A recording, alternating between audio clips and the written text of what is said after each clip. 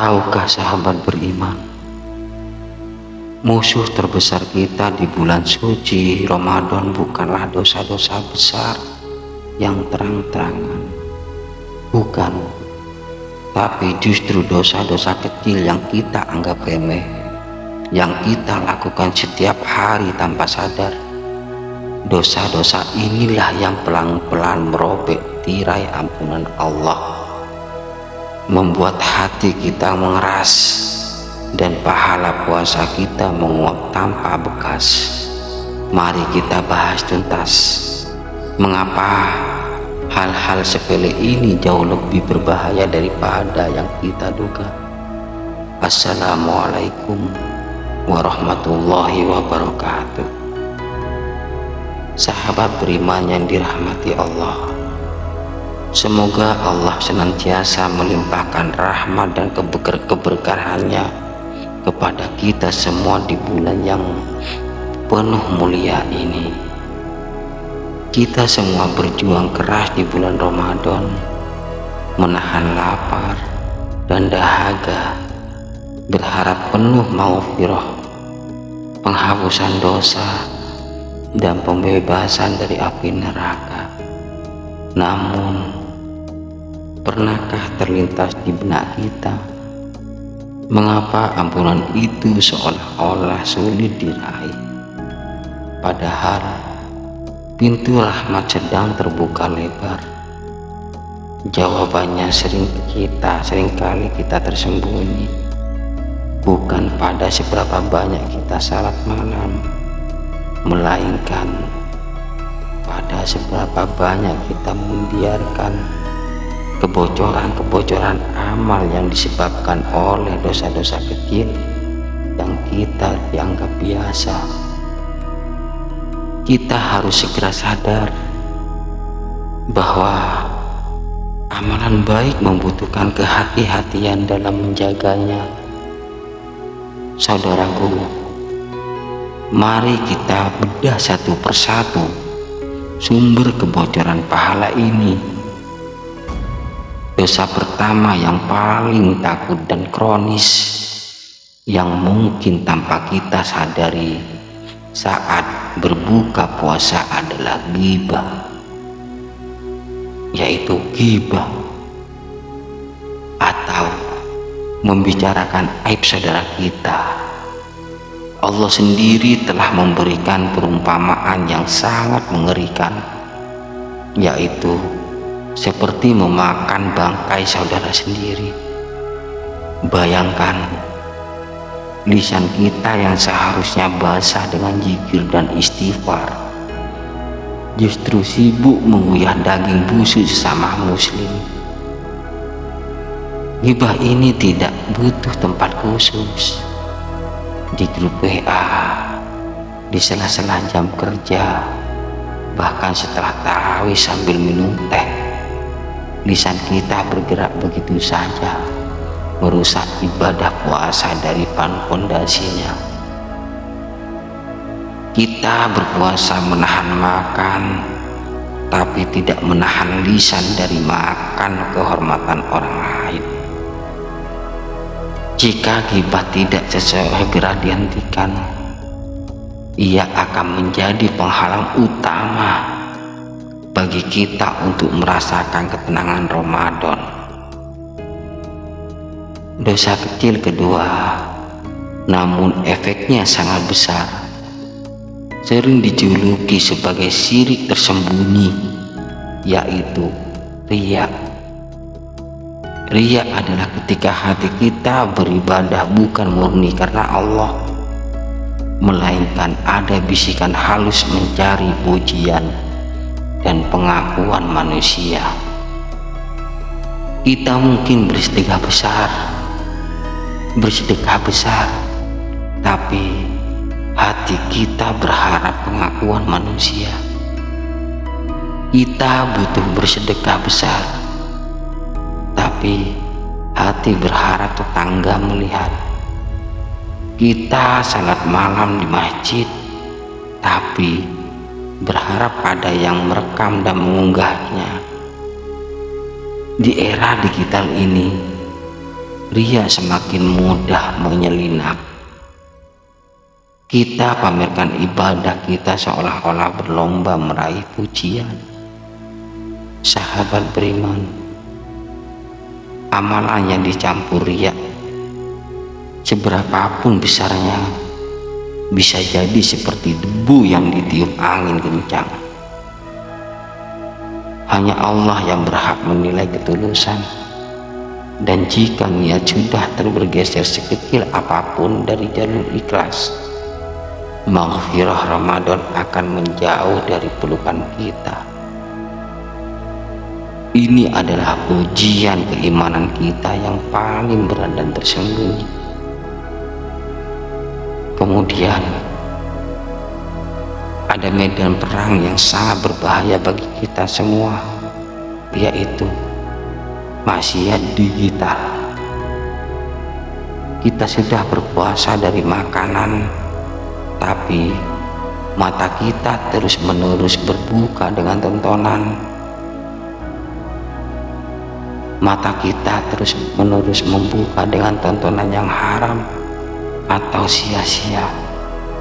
Scroll tanpa batas di media sosial, melihat hal-hal yang tidak pantas, atau menyebarkan kebencian dengan hoax. Ketahuilah saudaraku semuanya, mata adalah jendela hati. Jika pandangan kita kotor dan tidak terjaga, maka hati kita akan ikut keruh. Padahal Ramadan adalah bulan untuk menjernihkan hati. Padahal Ramadan adalah bulan untuk menjernihkan hati, menumbuhkan kejernihan spiritual. Bagaimana mungkin cahaya hidayah bisa masuk, sementara kita sibuk memadamkannya dengan konten-konten toksik yang genggaman tangan kita. Dosa kecil ini terlihat sepele, hanya sentuhan jari, namun dampaknya langsung menghitamkan hati, menghalang kita merasakan manisnya ibadah dan menyambut cahaya ampunan Allah Subhanahu wa Ta'ala. Dosa kecil yang sering terabaikan selanjutnya adalah sholat tanpa hati atau tanpa kekhusyukan. Kita memenuhi kewajiban sholat 5 waktu, bahkan tarawih berjamaah, namun pikiran kita berkelana kemana-mana. Kita mengingat urusan pekerjaan, janji, bahkan menu buka puasa. Semua terpikirkan saat kita sedang berdiri di hadapan Allah. Sholat yang seharusnya menjadi mi'raj, momen komunikasi intim dengan Sang Pencipta, justru menjadi sekedar rutinitas gerak dan bacaan lisan yang kering. Kita terburu-buru ingin segera selesai, seolah sedang dikejar waktu. Jika sholat kita, tiang agama kita, dilakukan dengan lalai, bagaimana mungkin amalan sunnah puasa kita bisa diterima dengan sempurna? Kekhusyukan adalah ruh dari sholat itu sendiri. Ketika ruh itu hilang, sholat kita mungkin sah secara fikih, tapi ia tidak mampu membersihkan noda dosa kecil yang menumpuk di jiwa kita dan menjadi penghalang utama doa-doa kita. Saudaraku, semua dosa kecil yang kita sepelekan ini seperti hibah, riya, dan pandangan maksiat, perlahan namun pasti akan menyebabkan kondisi yang disebut dalam Al-Quran, yaitu ra'an atau hati yang menghitam dan mengeras. Allah berfirman dalam surat Al-Mutaffifin, Sekali-kali tidak demikian. Sebenarnya apa yang selalu mereka usahakan itu menutupi hati mereka. Surat Al-Quran ayat 14.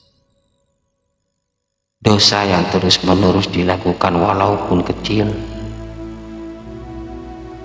menempel seperti karat dan membuat hati kita sulit menerima cahaya petunjuk dan ampunan ilahi. Ketika hati sudah tertutup tirai gelap, nikmatnya beribadah di bulan suci Ramadan pun tidak akan terasa. Bahkan kesempatan emas seperti Lailatul Qadar bisa terlewat begitu saja tanpa kita sadar. Inilah bahaya nyata dari menganggap remeh suatu perkara dosa. Lantas, apa solusinya praktisnya agar kita tidak jatuh ke dalam perangkap dosa-dosa kecil ini? Apalagi di saat-saat krusial bulan Ramadan. Langkah pertama adalah istighfar rutin dan tulus. Istighfar mengucapkan astagfirullahaladzim bukan sekedar formalitas yang kita ucapkan 3 kali setelah sholat. Istighfar harus menjadi nafas spiritual kita, pengakuan tulus bahwa kita adalah hamba yang lemah dan penuh khilaf. Setiap kali kita merasa tergelincir lisan atau mata, segeralah timbang kembali dan basuh dengan istighfar.